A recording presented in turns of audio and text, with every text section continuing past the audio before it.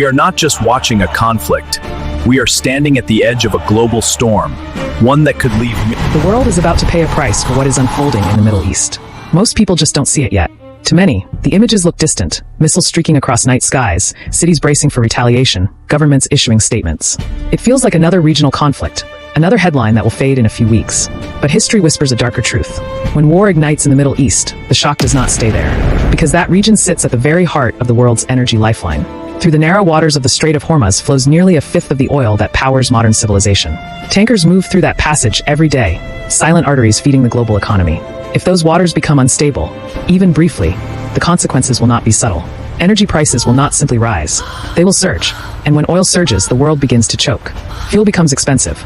Transport costs climb. Food prices follow. Electricity rises. Inflation spreads through the global system like a slow-moving poison. It travels quietly. A factory in Europe begins to struggle. A grocery store in Asia raises prices. A family in America stands at the fuel pump and watches numbers climb higher and higher. But this is only the first wave, because millions of people across the world are already living on the edge. Savings are thinner than they appear.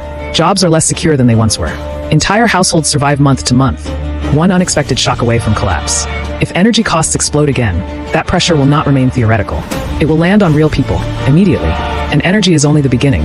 Shipping insurance rises as war spreads across vital sea routes. Cargo slows. Trade begins to reroute through longer, more dangerous paths. Investors grow nervous. Markets tremble.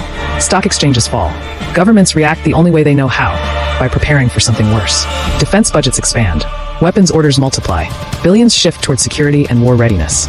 Money that once built schools, hospitals, and infrastructure is quietly redirected toward missiles, tanks, and surveillance. Then comes the second storm. Debt. Many nations are already drowning in it. If economies slow while energy prices surge, governments borrow more just to keep systems functioning. More borrowing means more interest. More interest means heavier chains on the future. And while the world watches explosions on television, the deeper transformation happens in silence. Power begins to move. Alliances shift. Trade deals reshape themselves. Military partnerships grow stronger and more dangerous. History has shown this pattern again and again. Regional wars rarely stay regional. They spread through markets, politics, and economies until the entire world feels the tremor.